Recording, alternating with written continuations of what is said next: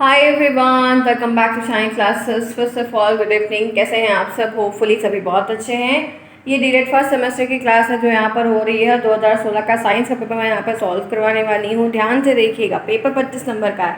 आपका पहला सेमेस्टर है, यह कहना चाहती हूँ कि आप पहले सेमेस्टर में हैं, तो थोड़ा सा ध्यान में रख के जो आप सीरीज डिफरेंट सब्जेक्ट के लिए हुए हैं उसमें क्वेश्चन काफ़ी गलत होते हैं, तो ये आपकी रिस्पॉन्सिबिलिटी बनती है कि आप उसको भी क्रॉस चेक करके आप सही पढ़ें। बाकी मैं आपको जो चीज़ें करवाऊंगी वो करवाऊंगी ही, साथ ही साथ जितने भी चीज़ें करवाई जा रही हैं डिफरेंट सब्जेक्ट में उनको आप प्लेलिस्ट में ज़रूर पाएंगे। साथ ही साथ जो भी क्वेश्चंस हैं वो आपको पीडीएफ टेलीग्राम पर मिलेगा। आपको टेलीग्राम ज्वाइन करना होगा। नाम शालिनी क्लासेस ही है। लिंक आपको टेलीग्राम का कमेंट बॉक्स में, चैट बॉक्स में पिन करके मिलता है, वहाँ से ज्वाइन करिए। एटलीस्ट एग्ज़ाम तक ज्वाइन करिए ताकि जो भी समस्याएं हैं, कुछ भी है, बहुत हेल्प आपकी की जाएगी। अभी आप पे डिपेंड करता है कि आप उन चीज़ों को कैसे लेते हैं, कैसे अपना पेपर अच्छा करते हैं, क्योंकि फर्स्ट सेमेस्टर ही काफ़ी इंपॉर्टेंट है। अगर आपने फर्स्ट में परफॉर्म अच्छा किया है तो आप सेकेंड, थर्ड, फोर्थ सभी में करेंगे। फर्स्ट में बैक लगेगी तो आपकी सब में बैक लगेगी। ये एक रेशियो है जो काफ़ी लंबे समय से चलता चला आ रहा है। तो ये ध्यान रखिए कि कोर्स बहुत छोटा है, पेपर बहुत आसान लगता है हर सब्जेक्ट का, लेकिन बैक बहुत लगती है। इसके लिए एश्योर रहिए कि आप इतना मजबूत रहे कि वो चीज़ें आपके साथ बिल्कुल भी ना हो। मैं आपको पहले ही सीधी बात बता रही, इसलिए ध्यान में रखिए। अभी हम यहाँ पर 2016 का साइंस का पेपर करेंगे, कल अगेन 17 का करेंगे। लगातार पेपर पहले जल्दी से ख़त्म करेंगे सभी सब्जेक्ट का, बाकी फिर आगे बढ़ेंगे। आज आपकी लाइव मैथ की क्लास सुबह हुई थी। जिन्होंने नहीं देखा वो अपने टाइम पर जाइए और क्लास को देखिए। टेलीग्राम को ज्वाइन रखिए, जब भी क्लास होगी लिंक आपको मिलेगा, नोटिफिकेशन आपको दिया जाएगा ताकि आपकी क्लास मिस आउट ना हो। मेरी और जितना प्रयास है वो किया जाएगा। आपकी रिस्पॉन्सिबिलिटी है कि पंचुअल बनिए। एग्ज़ाम की जो भी अपडेट होगी, जो भी चीज़ें होंगी ज़रूर शेयर की जाएगी ताकि आप अच्छे से परफॉर्म करके अपना काम बेटर वे में कर पाएँ। ठीक है, आप जुड़े हैं मेरे साथ। मैं हूँ शालिनी, सभी का स्वागत है शालिनी क्लास। जितने फ्रेंड्स आज पहली बार यहाँ पर आए, प्लीज़ चैनल को सब्सक्राइब करिए, दोस्तों में शेयर कर, लाइक करना बिल्कुल नहीं भूलिए। 8 सब्जेक्ट की प्लेलिस्ट आपको अवेलेबल है। आप 2022 की प्लेलिस्ट को अच्छे से देख सकते हैं। हर चीज़ें पॉइंट टू पॉइंट बताई गई। इवन नोट्स भी आपको टेलीग्राम पर अवेलेबल है, आप उन्हें परचेज कर सकते हैं। उन लोगों के लिए है जो नहीं पढ़े हैं, जॉब करते हैं, हाउसवाइफ है, वो अलग वेरिएशन के लिए है। अदरवाइज आप यहाँ से पढ़ रहे हैं, सेल्फ हिस्ट्री कर रहे हैं, वेल एंड गुड, कर सकते हैं, नो इश्यू, राइट। आइए आगे बढ़ते हैं, इस क्लास को देखते हैं। 2016 का साइंस का पेपर हम यहाँ पे फुल सॉल्व करेंगे। क्या है, कैसे है, इसको जानते हैं। चलिए दिखाते हैं पहले पेपर। 25 नंबर का पेपर होगा, 12 नंबर पासिंग होगा, इतना ध्यान रखिएगा। 12 से कम आएगा तो बैक लग जाएगी, ठीक है। 12 के ऊपर आता है, 12 आता है तो पास रहेंगे, बट हमें सिर्फ पास नहीं होना है।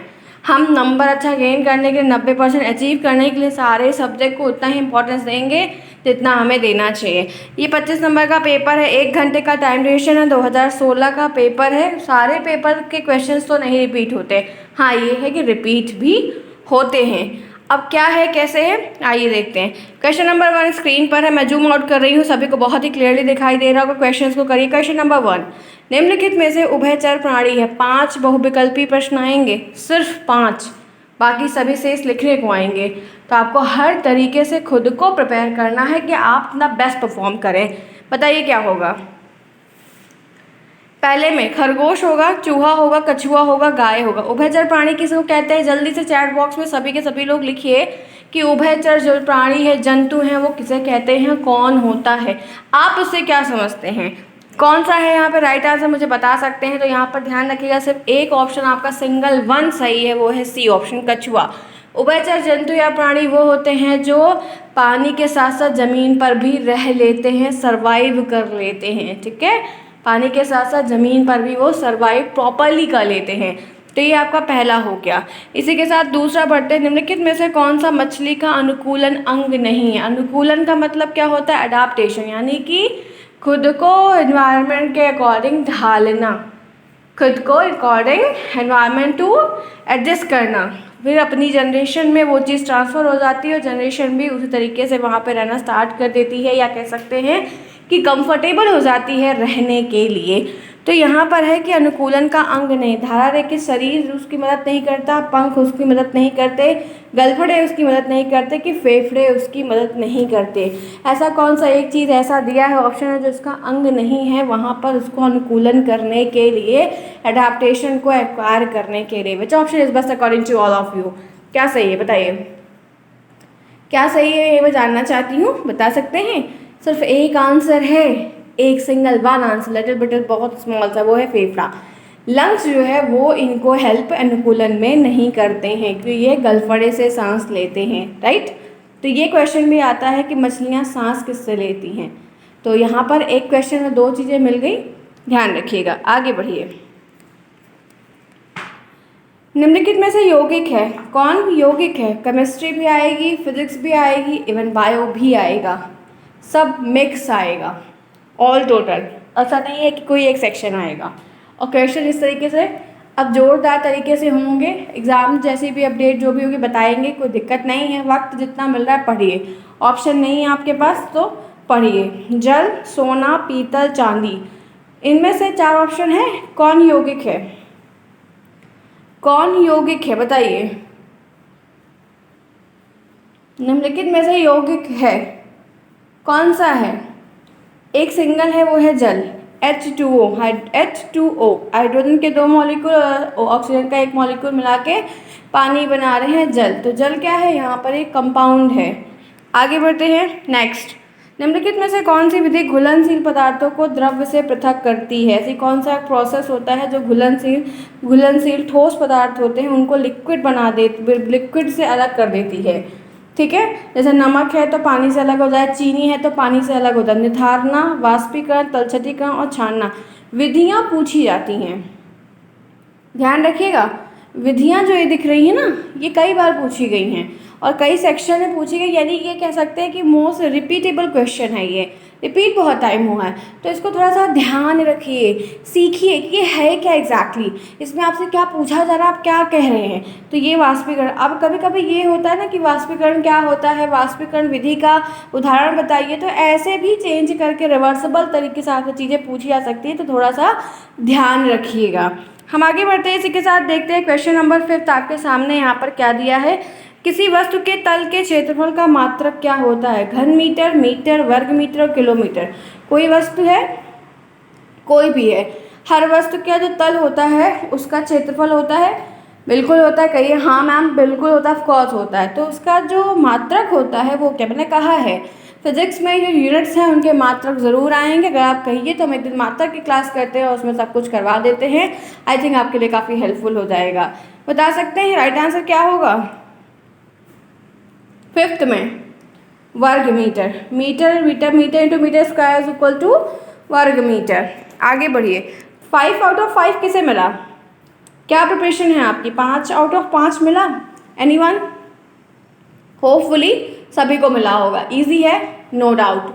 हम आगे बढ़ते हैं, चलते हैं, देखते हैं। चलिए फटाफट क्लास को लाइक करें। इसके आगे के जो प्रश्न हैं आपके अति लघु उत्तर, जिसको हम वेरी शॉर्ट क्वेश्चंस कहते हैं, वो करने से पहले फटाफट सभी के लाइक हो जाए, छोटा सा लिटिल बिट ब्रेक भी हो जाए, क्योंकि कॉन्टिन्यूस चीज़ें करवानी है लगातार। मैं भी काफ़ी जोश में चीज़ें करवाना चाहती हूँ कि at the end of the moment हम बेस्ट परफॉर्म करें और आपका रिजल्ट बढ़िया आ जाए। ठीक है, चलिए, कर दिया सभी ने? ऐसे ही पेपर आएगा, बढ़िया पेपर आएगा, बस कम समय रहेगा तो लिख लीजिएगा, छोड़ के मत आइएगा। यहाँ तक क्लियर हो गया? आगे बढ़ते हैं, देखते हैं वेरी शॉर्ट क्वेश्चन जो कि है अति लघु उत्तरी। पहले क्वेश्चंस को थोड़ा देख लेते हैं कि क्वेश्चंस क्या दिए गए हैं, फिर आगे बढ़ते हैं और आगे चीज़ों को इन्वॉल्व करते देखते हैं। पहला दिया है घर्षण बल किसे कहते हैं, यानी कि फिजिक्स का क्वेश्चन है। तो बल से क्वेश्चन आ रहा है, जिसका मतलब फोर्स से क्वेश्चन आएगा। तो आपको डिफरेंट फोर्स होती हैं, बल होती हैं, उनके एग्जाम्पल्स और परिभाषाएं ध्यान में रखनी होंगी। एक दिमाग में टॉपिक पिन कर लीजिए। दूसरा क्वेश्चन है पेड़ पौधों में अलैंगिक प्रजनन की विधियाँ बताइए। तो विधियाँ तो बहुत सारी हैं, तो विधियों का चित्र भी आ सकता है, हो सकता है कि पर्टिकुलर विधि का एग्जाम्पल भी पूछ सकता है। यानी कि आपको ध्यान में रखना है कि ये बात सच है कि लैंगिक प्रजनन जो होता है वो पेपरों में थोड़ा कम पूछा जाता है, अलैंगिक प्रजनन जो होता है वो और कृत्रिम प्रजनन जो होता है वो विधियाँ ज़्यादा पूछी जाती हैं या पूछी जाती रही हैं कई समय में। तो ये आपको ध्यान में रख के काम करना है कि कुछ चीज़ें ऐसी हैं जो पेपर में, जैसे ये लैंगिक प्रजनन अलैंगिक है, अगर 3-4 बार पेपरों में दिख रहा है कि इस टॉपिक का यही क्वेश्चन या अलग अलग क्वेश्चन इसी टॉपिक से बन रहा है, तो आपको इस टॉपिक को पूरा अच्छे से पढ़ के जाना। यही मकसद होता है पुराने पेपर्स को करना। पुराने पेपर्स को करने का ये मतलब नहीं होता है कि जितने क्वेश्चन है उसको रट्टा मार लो ना, उस टॉपिक को, उस क्वेश्चंस को देखो कि यार ये वाला रिपीट हो रहा है, हर बार आ रहा है, तो अब की बार भी इसके टॉपिक का क्वेश्चन एक ज़रूर आपको देखने को मिल जाएगा। ये एनालिसिस किया करो, ना कि रट्टा मारा करो। पर्टिकुलर क्वेश्चन आया था, इसका ये आंसर लिखा था, आपने याद कर लेना, इसका कोई मतलब नहीं है। ठीक है, बायो का हो गया। फिर पत्ती का मुख्य कार्य क्या होता है? हो सकता है इस बार जड़ का पूछ ले, हो सकता है इस बार तना का पूछ ले, हो सकता है फल का पूछ ले। फिर उसके बाद बायो फिर केमिस्ट्री आ गई। ऊर्ध्वपातन किसे कहते हैं? उदाहरण दीजिए।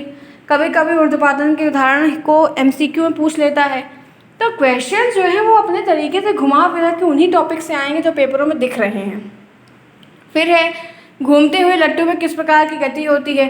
यानी कि गति का भी टॉपिक पढ़ना है, यानी कि गति के टॉपिक को भी लेकर चलना है। ये गति का भी टॉपिक आपको डेफिनेटली आएगा ही आएगा। हमारे शरीर में कितनी ज्ञानेंद्रियाँ पाई जाती हैं, ये भी आपसे नाम पूछ रहा है, तो इनको भी तो ध्यान में रखना होगा। तो 11 प्रश्न हैं जो सिंपल आपके तेलुगुत्री में दिए गए हैं और मैंने दिखा दिया कि सारे 11 में केमिस्ट्री बायो फिर सब मिला के आ रहा है। तो इस बार भी तो आएगा कि नहीं आएगा? बिल्कुल आएगा। अब घर्षण बल किसे कहते हैं ये पूछ रहा है, तो क्या आप में से कोई बता सकता है कि फ्रिक्शनल फोर्स किसको कहते हैं? What do you mean by frictional force? Please tell me right now, बताइए, लिखिए चैट बॉक्स में सभी के सभी लोग। चलिए मैं दिखाती हूँ आपको, बहुत बड़ा तो नहीं लिया है, छोटा ही मैंने लिया है। घर्षण बल एक बल है, ये एक ऐसा फोर्स होता है जो दो तलों के बीच सापेक्षिक स्पर्शी गति का विरोध करता है। मतलब ये एक ऐसा फोर्स होता है जो दो सरफेस के बीच में सापेक्षिक स्पर्शी गति का विरोध करता है। घर्षण बल का मान दोनों तलों के बीच में अभिलंब पर डिपेंड होता है। किस पर डिपेंड होता है? अभिलंब बल पर निर्भर करता है। घर्षण के दो प्रकार होते हैं, एक स्थैतिक घर्षण और एक गतिज घर्षण। ये एमसीक्यू में आ सकता है, इसलिए मैंने इसको रेड कलर से हाईलाइट किया। और इनके जो बल होते हैं वो किस पर डिपेंड करते हैं? दोनों तलों के अभिलंब बल पर निर्भर होते हैं। तो घर्षण बल की छोटी सी परिभाषा अगर आपको कोई और याद है तो आप वो भी लिख सकते हैं, कोई डाउट नहीं है। नेक्स्ट आपका है था अलैंगिक प्रजनन की विधियाँ, राइट? Answer number 7। अलैंगिक प्रजनन का उपयोग कई एक कोशिकीय और बहुकोशिकीय जीवों के द्वारा किया जाता है। जो आपके एसेक्सुअल रिप्रोडक्शन होते हैं उनका जो यूज़ है वो यूनिसेलुलर और मल्टीसेलुलर जो जीवी ऑर्गेनिज्म होते हैं उनके द्वारा किया जाता है, ठीक है। अलैंगिक प्रजनन का उपयोग कई कोशिकाओं और बहुकोशिकीय जीवों के द्वारा किया जाता है। पौधों में अलैंगिक प्रजनन की प्रक्रिया कालिकायन यानी कि जो वेजिटेटिव रिप्रोडक्शन होता था उसकी बात कर रहा है ये। विखंडन, खंडन, वनस्पतिक प्रसार, बीजाणु निर्माण, ये सारे प्रोसेस हैं। इस सेक्सुअल रिप्रोडक्शन के टाइप याद है जिसमें बडिंग, फ्यूजन याद आ रहा है कि नहीं? स्पोर्स फॉर्मेशन, वेजिटेटिव रिप्रोडक्शन जिसमें हम लोग अजूबा की पत्तियां लगाते तो फैल जाती थी, एलोवेरा लगाते फैल जाता है कि नहीं? पढ़ाया था, सब कुछ पढ़ाया था, फिगर वाइज बताया था। ये सारी चीज़ें आपको आएंगी तो थोड़ा सा ध्यान में रखिए इन सब चीज़ों को, क्योंकि आपने कहा है क्वेश्चंस के फॉर्म में कराई, इसलिए क्वेश्चंस के फॉर्म में एट द एंड मैं करा रही हूँ। तो यहाँ पर ऐसे अदरक में, क्रोकस में, ऐसे प्याज में, डहेलिया में, ये सारे ऐसे होते हैं जो कली डाल ऐसी ही चीज़ों से बढ़ते हैं, इनको हम अलैंगिक प्रजनन कहते हैं। तो आपको ये लिखना होगा, लिखने के साथ साथ जो इनकी विधियाँ हैं कि किस किस तरीके से हो रहा है उनके नाम आपको ज़रूर लिख देने हैं। आगे बढ़िए। पूछा गया था पत्तियों का काम क्या होता है? पत्तियों का काम क्या होता है? तो पत्तियों में क्लोरोफिल पाया जाता है जो प्रकाश संश्लेषण में सबसे इंपॉर्टेंट रोल को प्ले करते हैं। अगर प्रकाश संश्लेषण नहीं होगा तो पौधा अपना भोजन नहीं बनाएगा और करेगा क्या?